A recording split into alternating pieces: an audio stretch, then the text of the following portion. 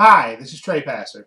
Welcome to Trepacer Saturday uh, reviews. Normally, I have my reviewing, my hat and my glasses and stuff. But since I'm shooting from a new angle and stuff, I decided to forgo that for now, especially since it's the summer anyway, and it's nice weather and stuff. So I decided to leave off the my movie reviewing attire for the time being. Anyway, like I mentioned in my vlog, I went to see Southpaw.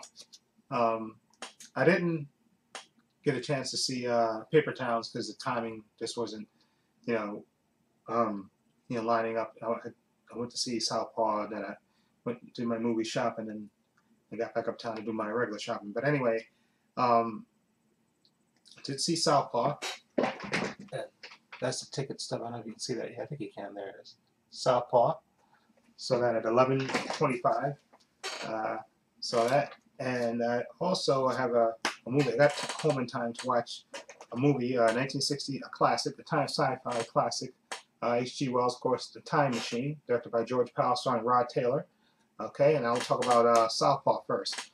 Southpaw stars Jake Gyllenhaal, Rachel McAdams, Forrest Whitaker, 50 Cent is in this, Naomi Harris. Uh, just a boxing movie. You've seen the trailer, you know the basic story. It's about Billy Hope. He's a light heavyweight champion, and but you can tell he's a veteran and he's been getting hit a lot, and even his wife notices it.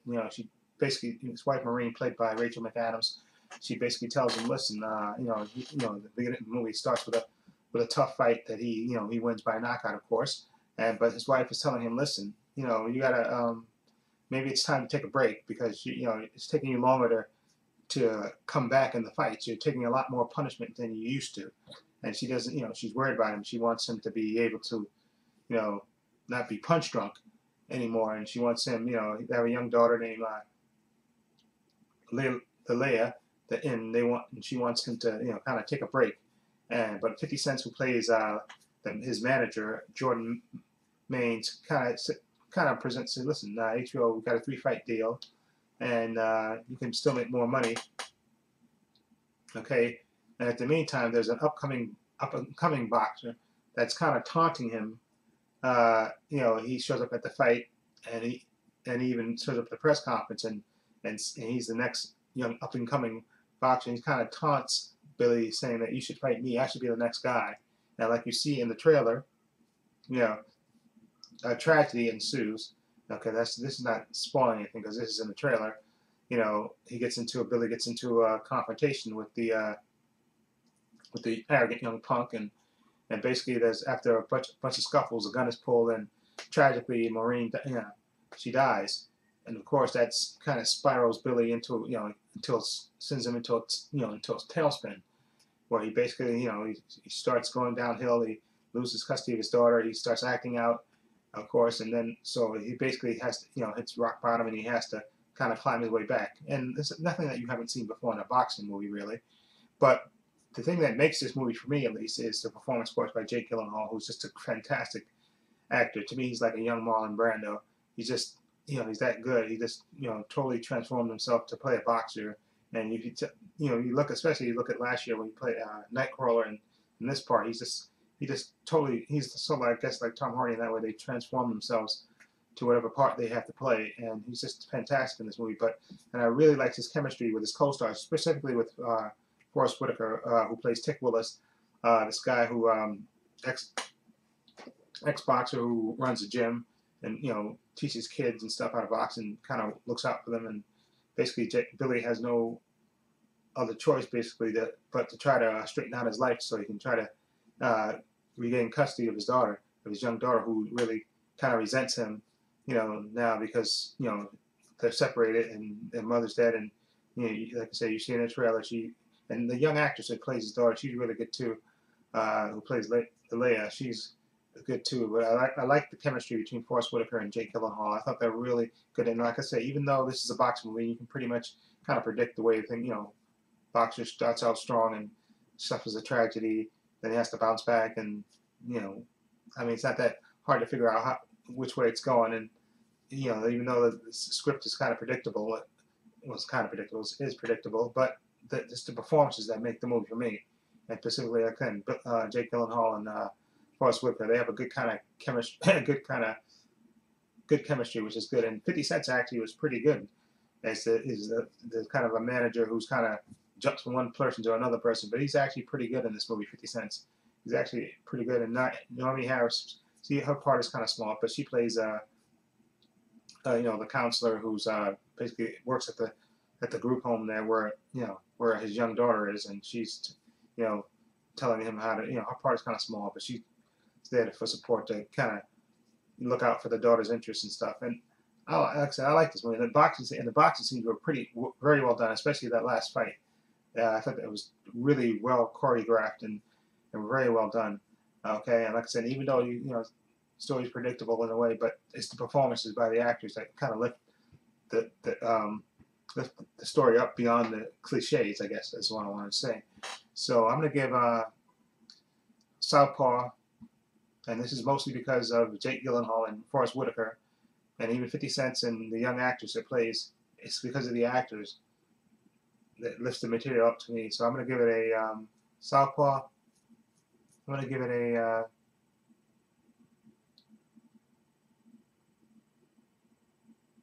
let's go give it an 8. 8 out of 10. Yeah, I'm going to give it an 8 out of 10. And that's mostly because, again, Jake Gyllenhaal, like I said, the story is cliche. It's very well directed by Anton Fork, I think that's his name. But, the story is cliche. He has every cliche in the world for a boxing movie, of course. But the actors lift the material up above the cliche, even though this was done by Kurt Sutter, who did, Sons of Anarchy and stuff.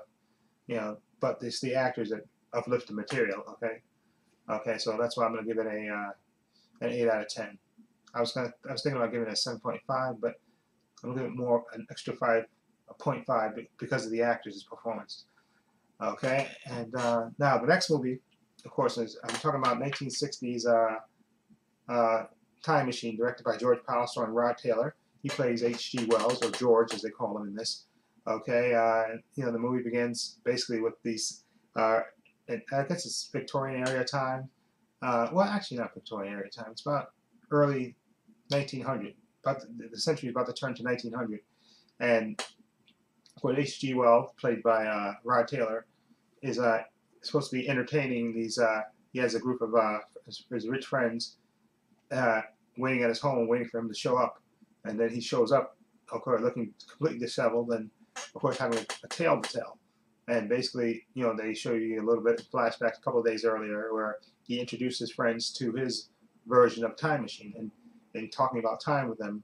And he shows them a miniaturized version of his time machine. And, he says, listen, I can do this. And, of course, his friends are skeptical, even though he proves it by making it go away. They're still skeptical of him being able to travel in time. So he thinks to himself, listen, I'm gonna go ahead and do it. And he has, of course, built a real life version of it where he can get into, and of course, then he starts his adventures, traveling through time. And this movie, special effects, I know this movie won a bunch of awards, and George Powell was famous for being ahead of his time with the special effects. And of course, this movie itself won, I think, a couple of Academy Awards for special effects. And for its time, the special effects are fantastic in this. When they show George going through time and going through the different eras and stuff. And of course, but the main thrust of it is when he goes way into the future, because his thing is he's not satisfied with the current way of living. He thinks that if he goes further into the future, that society will have evolved and he'll fit in. He doesn't feel like he fits in at the current time that he lives in. So he figures if he goes further into time, he can see mankind will have advanced, and he'll fit more in regularly. So he's, of course, when he travels to the future, he travels way into the future, and where he comes upon these two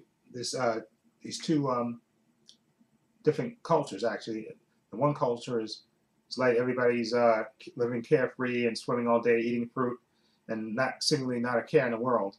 Okay, and then of course at night there's another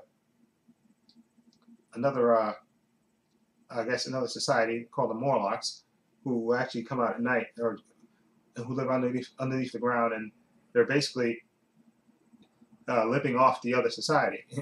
And of course, it's just Rod Taylor is very good in this movie too. He's like, you see, he's very I don't say I he's very I'm gonna say the word idealistic. Is that the word idealistic that I'm looking for? That he figures that if he goes in time further into time, he can he'll see that mankind has advanced because again he feels like he's a man out of time, that society is not advanced as far as it could have been, and that man is too prone to war, and he wants to go further into time where he figures that mankind will have advanced and be beyond petty grievances and stuff, and everything will be sort of Shangri-La in a way.